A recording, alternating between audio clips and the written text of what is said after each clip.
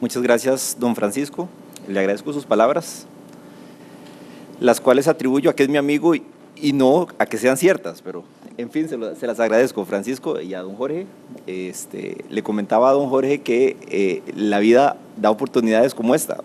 Hace bastantes años ya, don Jorge fue miembro de mi tribunal doctoral y no se me ha olvidado todavía que fue el que me hizo las preguntas más difíciles.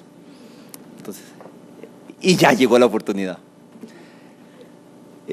Para comenzar, quisiera aclararles que, como es de rigor, mis comentarios, mi posición es en mi condición personal. Soy juez, pero no hablo ni como juez ni en representación del Poder Judicial.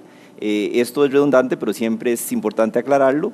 También es importante señalar que las manifestaciones sobre algunos aspectos teóricos de la seguridad jurídica y la discrecionalidad que voy a plantear a continuación tienen razón con el tema del acto administrativo, porque como van a ver, ya aquí el tema se nos complica mucho, como para pretender en este tiempo que tenemos abordar esta temática en relación con otras formas de manifestación del acto administrativo, tarea que creo resulta importantísima y además ya improrrogable.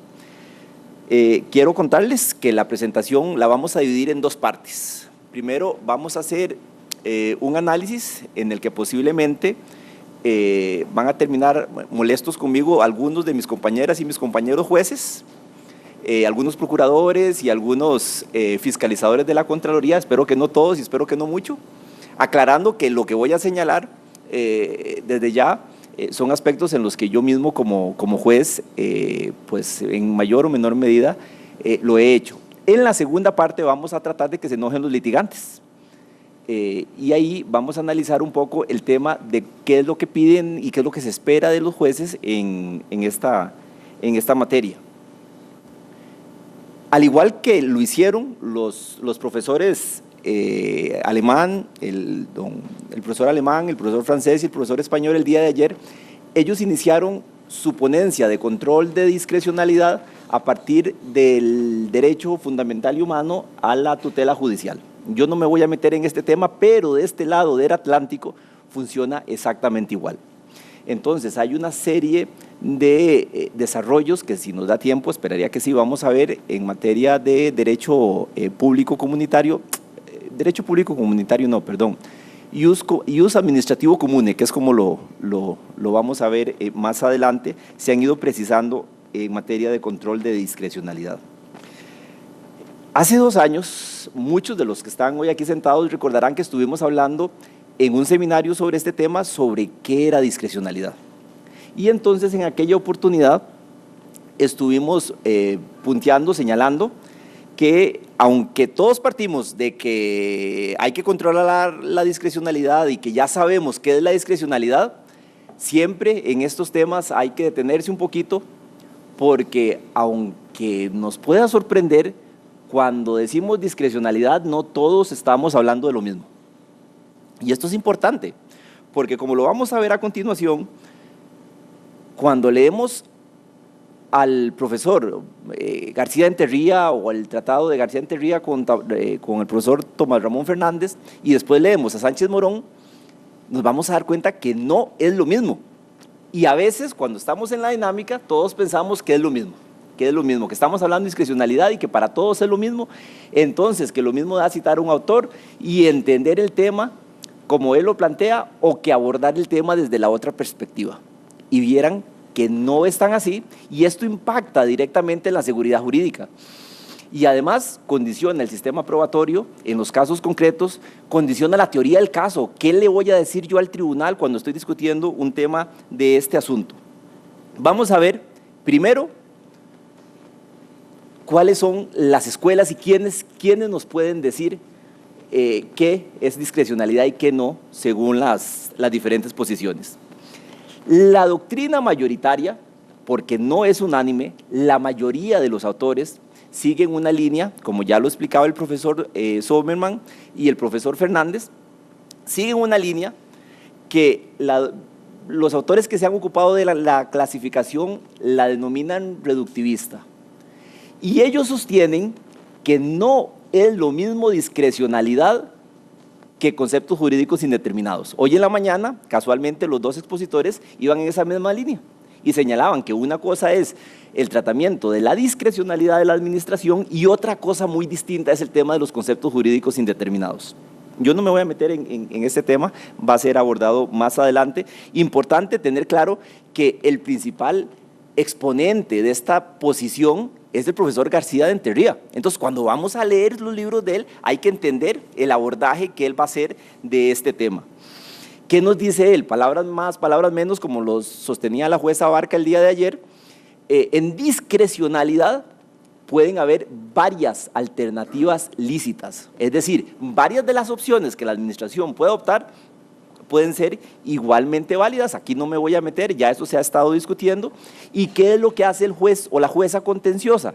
Revisa los límites. Hay un margen, un espacio en el que la administración se mueve en el campo de la discrecionalidad y mientras la administración no se salga, el juez contencioso no se mete. Cuando se sale la administración de ese ámbito, el juez o la jueza contenciosa le dice: usted violó este límite, como lo hemos estado hablando, el límite de la proporcionalidad, el límite de los derechos fundamentales, etcétera, y lo devuelve para que lo haga. En el caso de los conceptos jurídicos indeterminados, que para esta escuela es diferente, el tratamiento es muy distinto. Como lo señalaban los profesores, cuando estamos frente a un concepto jurídico indeterminado, estamos ante una interpretación de un concepto jurídico para un caso concreto que puede estar bueno o que puede estar malo, y el juez o la jueza lo revisa, es la solución justa para el caso concreto. Era el ejemplo que usaba el profesor Fernández con el justiprecio. El ejemplo del justiprecio es el más clásico ejemplo utilizado en los libros para la palabra justiprecio, para el concepto jurídico indeterminado. En un caso concreto se fija el justiprecio de un bien que se está expropiando y para ese caso concreto el bien está malo, o el establecimiento del monto está bien o está mal. Vean ustedes la sutil diferencia. En discrecionalidad pueden haber varias opciones, todas buenas. Aquí no, en conceptos jurídicos indeterminados la opción es diferente, no es discrecionalidad, la opción está buena o está mala. Ya vamos a ver con la otra escuela que considera que no, que considera que conceptos jurídicos indeterminados es una forma más de manifestación de la discrecionalidad administrativa y vamos a ver el impacto que esto tiene en la práctica. Precisado esto, veamos la otra escuela. Hay un grupo minoritario de autores, aquí podemos señalar a Pérez Olea, al profesor Sánchez Morón, que tiene grandes desarrollos en materia de discrecionalidad, e inclusive a nivel nacional a don Eduardo Ortiz Ortiz. Sigue esta posición, que sostiene que en materia de discrecionalidad hay diferentes categorías y como lo señalaba el profesor Fernández para esta escuela, los conceptos jurídicos indeterminados son una parte, es una especie, un grupo de discrecionalidad y entonces se aborda el tema del concepto jurídico indeterminado a partir de las reglas de la discrecionalidad, lo que nos lleva a pensar que ante un concepto jurídico indeterminado ya no va a haber una solución justa y las demás no, sino que pueden haber varias soluciones igualmente lícitas. Y aquí nos complica el tema un montón, porque vamos a ver que hay muchos profesionales y muchos abogados que sostienen esta teoría a nivel nacional. Y entonces, ¿qué torta? Usemos el mismo ejemplo que usaba el profesor Fernández en la mañana, el justiprecio. Desde la primera escuela, separamos discrecionalidad y conceptos jurídicos indeterminados y para un caso concreto, el justiprecio es solo uno. Y el juez revisa si está bien o está mal. Para esta otra escuela, si aplicamos el concepto jurídico indeterminado como discrecionalidad, estaríamos entendiendo entonces que pueden haber varias soluciones igualmente lícitas para un justiprecio. Es decir, en una expropiación, en un procedimiento concreto, habrían varios posibles precios igualmente justos para un bien. O sea, aquí ya empezamos a generar, vamos a tener algunos problemas. González Cabrera, que ha analizado el tema de estas posibles soluciones, un autor español, cuestiona y siempre al momento de abordar estos temas plantea que se vale que usted postule estas ideas, pero diga por qué, o sea, cómo lo podemos llevar a la práctica. Se ha encontrado 2 o 3 excepciones, que eran las que señalaba el profesor Soberman, que por las características específicas, que es el tema del concurso, conceptos jurídicos indeterminados se nos abre. Pero por regla general tenemos estas 2 escuelas. Y a esto le agregamos que dentro de este segundo grupo o segunda escuela, además, a diferencia de la primera, acepta que puede haber discrecionalidad en muchos elementos. Cuando ustedes escuchaban en la mañana la posición de que van a haber conceptos jurídicos indeterminados en el motivo y discrecionalidad en el contenido, para esta segunda escuela, que es la escuela unitaria, abre el tema de la discrecionalidad en diferentes elementos. Y aquí se nos complica todavía más el análisis de esta escuela. Yo no sé si les estará quedando claro, pero yo voy con la primera. En fin, la idea es que ustedes manejen las 2 y que tomen la decisión que consideren, pero van a ver ustedes que sí tenemos que ponernos de acuerdo como sociedad en este tema. Porque cuando abrimos el tema y sostenemos que puede haber discrecionalidad en varios o en todos los elementos del acto administrativo, caemos en una discusión de segundo nivel todavía más grave. Y es que, aunque todos pensamos que hay una lista de elementos del acto administrativo que usted las puede extraer de la ley general, eso tampoco es cierto.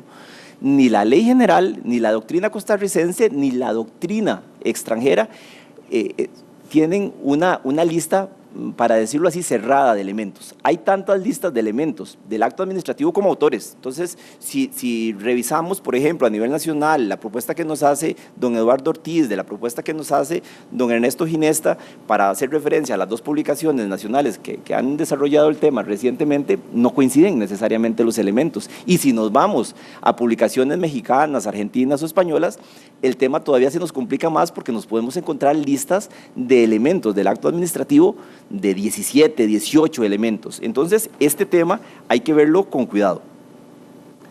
Ahora sí, vamos a entrar a ver las implicaciones. Si yo soy litigante y tengo que enfrentarme a un proceso en donde hay un concepto jurídico indeterminado de por medio, yo tengo que tomar la decisión de cómo lo abordo. Desde la escuela reductivista, y entonces le trato de argumentar al tribunal que el concepto jurídico indeterminado está bien o está mal. Y si se trata de discrecionalidad, le trato de demostrar la existencia de una violación de límites, y entonces yo construyo, aporto prueba, porque en este marco de esta forma, de esta línea de pensamiento que sigue don Eduardo García de Enterría, yo le puedo demostrar al juez que el concepto está mal aplicado, que está malo. No es un tema de límites. Para límites está el tema de la discrecionalidad y ahí le pruebo. Pero si yo hago ese trabajo, presento una teoría del caso, preparo la prueba y argumento en esa dirección y me encuentro con un tribunal de jueces o juezas que siguen la otra teoría, me van a aplicar al análisis que yo estoy haciendo del concepto jurídico indeterminado una posición de límites. Y entonces lo que me va a decir es, mire, es que el concepto jurídico indeterminado es un tema de discrecionalidad.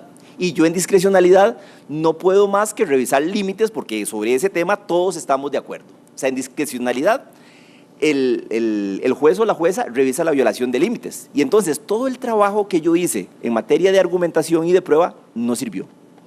Y es que al principio cuando yo estaba preparando este tema, decía, bueno, y esto es importante, será útil como para que estas personas que van a tener la deferencia de escucharme un ratito, les pueda servir algo este tema.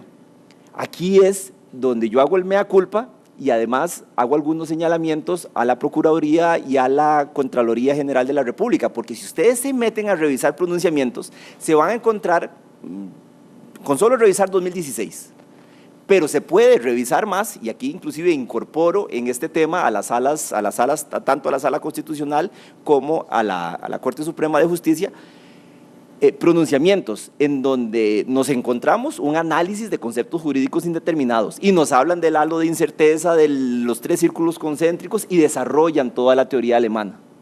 Y entonces uno dice, perfecto, o sea, aquí en Costa Rica vamos teoría reductivista, entonces me están analizando los conceptos jurídicos indeterminados como un tema distinto al de la discrecionalidad.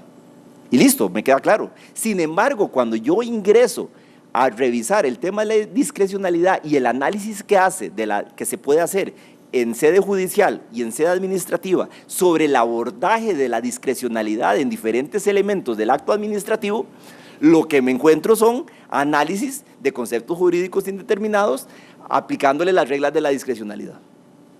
Y entonces es aquí donde uno dice, bueno, seguridad jurídica para las y los litigantes es un tema complicadísimo. Para los jueces que somos de tribunal y que nuestras resoluciones son revisadas también es complicado porque nos podemos encontrar las dos posiciones en la jurisprudencia. E igual, para que todo el mundo quede aquí montado en el barco, igual podemos encontrar análisis en esta dirección tanto de la Procuraduría General de la República como de la Contraloría.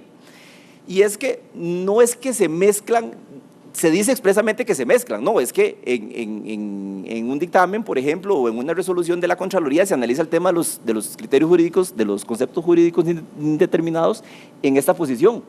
Y entonces uno dice, bueno, de ahora en adelante, si entendemos que hay conceptos jurídicos indeterminados, vamos a ver si la solución dada es lo que la doctrina llama la solución justa o no. No sé si me estoy dando a entender con la explicación. Pero inmediatamente después, 1, 2 o 3 meses, nos encontramos resoluciones, también en sede administrativa, en donde se hablan de elementos discrecionales del acto y vemos un análisis de discrecionalidad en el elemento motivo. Y el tema de los hechos determinantes que nos explicó el profesor Fernández, es un tema de ir tratando de, como sociedad, saber que las dos cosas están. Y esperar que nosotros, como operadores y operadoras jurídicos, vayamos tomando posición en estos temas. No es nada más decir, sí, estamos de acuerdo con el control intenso de la discrecionalidad. Sí, claro, eso es como cuando un político dice, estoy de acuerdo en el desarrollo del país y en fomentar la educación. Ajá, o sea, sí, ¿cómo?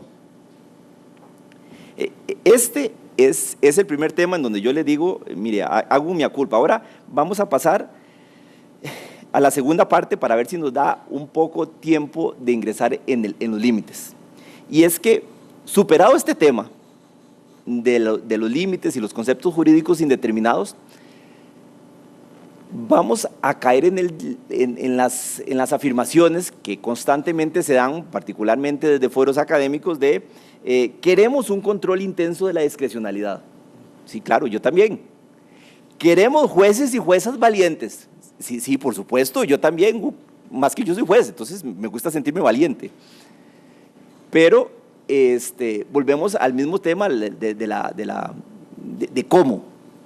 Veamos un tema, vamos a entrar al análisis de esta segunda parte de la ponencia, para no quitarle mucho tiempo a don Francisco, desde los diferentes tipos de discrecionalidad que hay. Las dos escuelas que vimos, entre las poquitas cosas que tienen coincidencia, es que el juez y la jueza contenciosa controla límites. Entonces vamos a partir de ahí. No hay sustitución de parte del juez a la administración. Y ahorita vamos a ver por qué no, ni siquiera en los supuestos del código, porque esto que estamos planteando es en la línea de lo que propuso un poco don Aldo ayer en la tarde y doña Cintia, y muy coincidente con lo que dijeron los profesores hoy en la mañana. Primero, discrecionalidad técnica. La discrecionalidad técnica en materia de control judicial, ¿cómo lo podemos decir para que no suene feo? No existe. No existe, pero lo que no existe es discrecionalidad técnica. Y aquí vamos a explicar por qué estoy haciendo una afirmación que está dirigida a explicar lo que decía el profesor Sommerman en la mañana de que no hay discrecionalidad técnica, que lo que hay es apreciación de las reglas técnicas. Normalmente cuando estuvimos en la academia a todos nos han dicho, mira, hay 3 tipos de discrecionalidad: la discrecionalidad jurídica, que es la discrecionalidad ordinaria, la discrecionalidad político-programática y la discrecionalidad jurídica, la discrecionalidad técnica. Y la discrecionalidad técnica es cuando la administración decide con base en las reglas de la ciencia y de la técnica. Bueno, veamos eso con cuidado. La discrecionalidad técnica no existe porque si hay una regla técnica que le dice a la administración lo que tiene que hacer, ahí no hay capacidad de decisión. la administración tiene que hacer lo que la regla técnica le dice. Pensemos otro supuesto. ¿Qué sucede si las reglas de la técnica me dicen que las dos opciones entre las que yo, si yo fuera administración, puedo elegir, son técnicamente correctas? Vamos a poner un ejemplo. Yo tengo que decidir si se construye un puente y las reglas de la técnica me dicen que para la zona donde se tiene que construir el puente, da lo mismo hacerlo en concreto que hacerlo en cemento, en hierro. O sea, técnicamente es lo mismo, hay las mismas condiciones de seguridad, de costo, beneficio, etcétera. Entonces yo digo, ¿eso es una decisión de discrecionalidad técnica? Tampoco, porque la técnica me está diciendo que las dos son iguales. Yo no recurro a la técnica para escoger, al final eso va a ser discrecionalidad jurídica pura y simple. Entonces, es aquí donde siempre es importante decir, bueno, el auditorio ya se llenó, entonces, siendo que estamos tantas personas, si a alguien se le ocurre un supuesto de discrecionalidad técnica, que por favor lo diga, si lo logran imaginar. Eso es como el chupacabras, todo el mundo dice que existe y nadie lo ha visto. Entonces, pensemos en un supuesto de discrecionalidad técnica, es importante, pensemos, porque si hay otro supuesto distinto a los otros dos que ya vimos. Las reglas de la técnica me dicen que la opción A está bien y que la opción B está mal. Ahí tampoco hay discrecionalidad técnica. De ahí la posición del profesor Sommerman en la mañana, cuidado con el término, discrecionalidad técnica, porque parte de creer que existe una capacidad de elección a partir de las reglas de la técnica. Entremos ahora en el otro supuesto.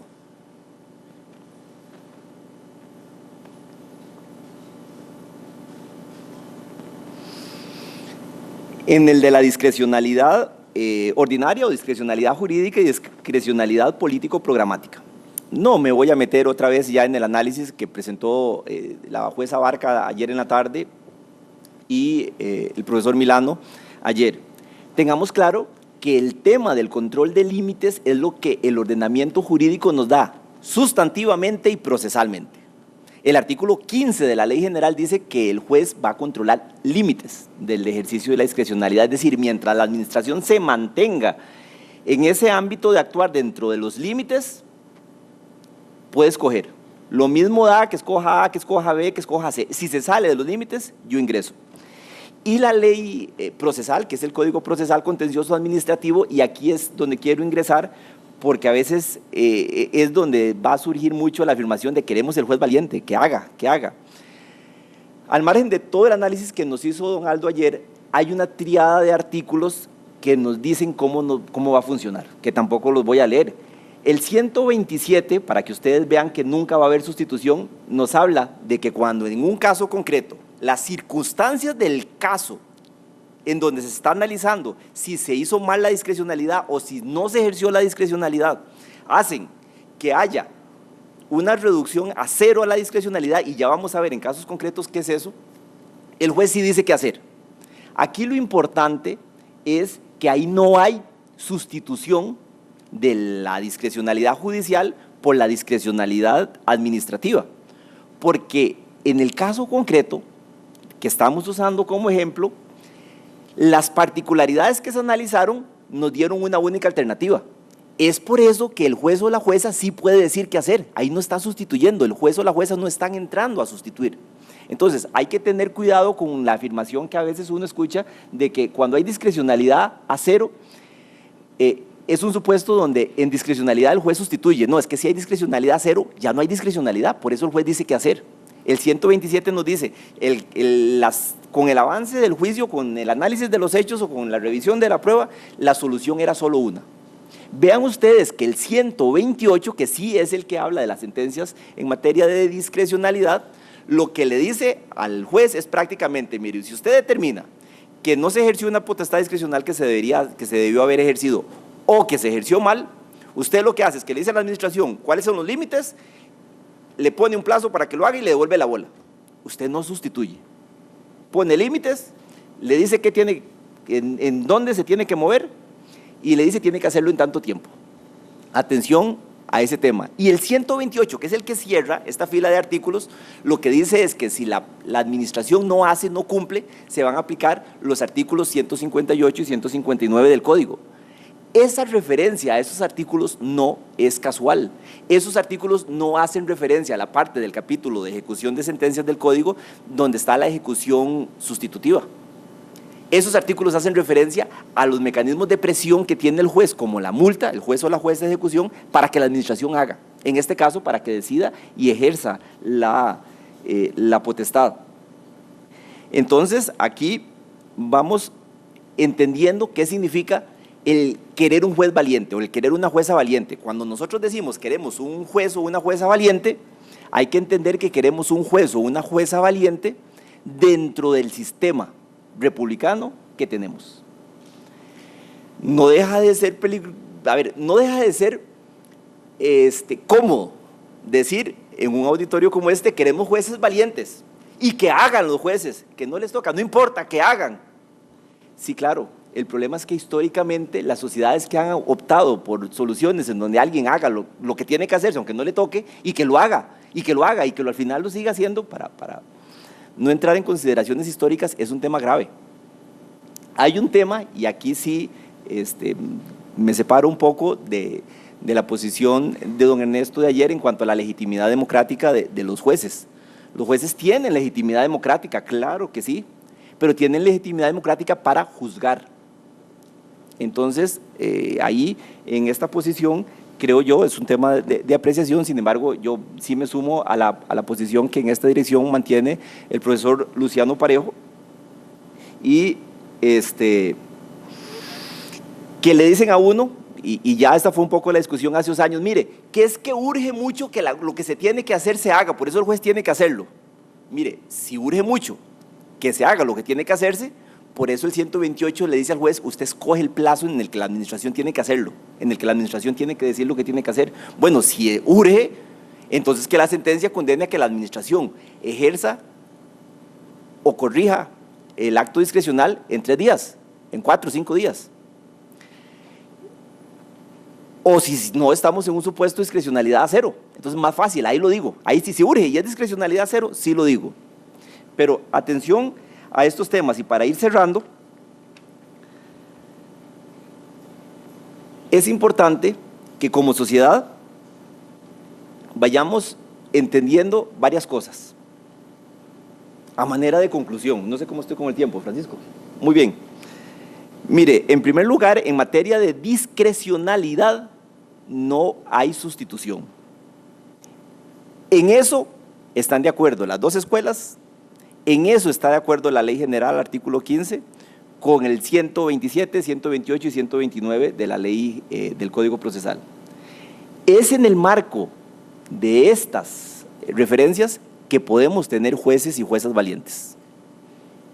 En segundo lugar, es recomendable que empecemos a considerar qué abordaje vamos a hacer con los conceptos jurídicos indeterminados.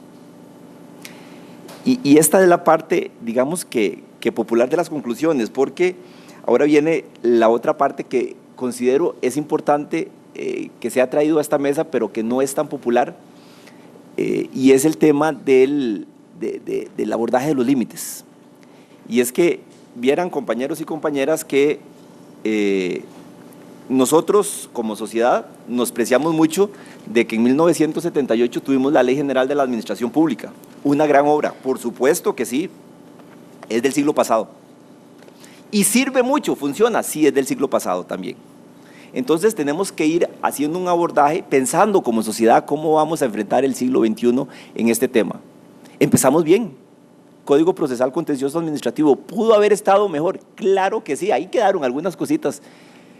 Es más, si me hubieran, algunos de los redactores del código me dirían que no, pero como no están, aprovecho para decir que todavía quedaron algunas cositas de el actocentrismo en el código.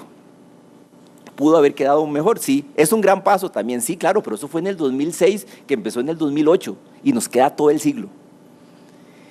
Y en Costa Rica a veces nos gusta escuchar que los profesores que expusieron hoy en la mañana y ayer en la mañana digan, claro, es que nosotros en España y nosotros en Francia y nosotros en Alemania estamos haciendo, porque además en la Unión Europea el Tribunal de las Comunidades nos dijo tal cosa. Lo dijo hoy el profesor francés y lo dijo el profesor español. O el Tribunal Europeo de Derechos Humanos nos habló. y nos dio líneas en A, B o C. Pero aquí en Costa Rica estamos muy felices con la ley general y tenemos el código. Sin embargo, el ius constitucionale comune, que es este conjunto de principios que se ha ido creando en América y particularmente en América Latina, donde las sociedades latinoamericanas con realidades muy similares y con condiciones de desarrollo en general muy similares, van creando un derecho constitucional común. Recientemente, de hace unos 15 años para acá, ha ido a un segundo nivel y ha ido creando un derecho administrativo común. Derecho administrativo común en el que la Suiza de América, gracias a Dios, no estamos montados. Y entonces ustedes ven una serie de desarrollos en derecho administrativo que está pasando en el resto del continente y nosotros estamos viendo solo Europa, que está bien, pero los profesores hoy en la mañana nos hablaban de casos del Tribunal Europeo y aquí la Corte Interamericana ya ha ido señalando en temas de discrecionalidad, como lo señalaba don Ernesto ayer en la tarde. Él habló de un par de casos, yo les voy a comentar algunos otros y con esto voy cerrando, de las reglas del abordaje de la discrecionalidad administrativa desde el contexto americano. Casos que por no haber sido parte de Costa Rica, entonces mire, pasa parte sin novedad. Y entonces de repente nos encontramos casos como el de Chocrón contra Venezuela y el caso de Baena Ricardo y otros. Este último fue referenciado por don Ernesto ayer, en donde a esos dos países la Corte Interamericana les hace señalamientos en materia de límites a la discrecionalidad administrativa. Más aún, en el caso de personas dominicanas y haitianas contra la República Dominicana, la Corte hace un abordaje, ya me sacaron la tarjeta amarilla, ya estoy terminando. Hace un abordaje del tema de la discrecionalidad y las distinciones con la arbitrariedad para los contextos americanos a la luz de la Convención Americana sobre Derechos Humanos. Y esto todavía suena muy general, pero tenemos una serie de casos como el de López Mendoza, en donde cuando la Corte se enfrenta al tema de la discrecionalidad y a la elección de alternativas igualmente lícitas, la Corte le dice al Estado un momentito, porque además ahí hay una cosa que se llama instituto de previsibilidad. A ver, todas lícitas, pero usted no me venga a sorprender dentro de esas elecciones igualmente lícitas. Casos de Garnier y otros, un abordaje, Garnier y otros, ese es Radio Caracas Televisión, los medios de comunicación que cerró el gobierno de Hugo Chávez en Venezuela. Aquí se hace un abordaje de la discrecionalidad administrativa en materia de desviación de poder delicioso. Si aborda el tema de la desviación de poder y la Corte Interamericana construye un concepto para ese ius comune latinoamericano. Y ahí vamos sumando. Tenemos el caso de Yatama contra Nicaragua. Y estoy seguro que aquí alguien lo conoce porque este es el caso que justificó posiblemente la pregunta que le hicieron al profesor en la mañana sobre el Tribunal Supremo de Elecciones.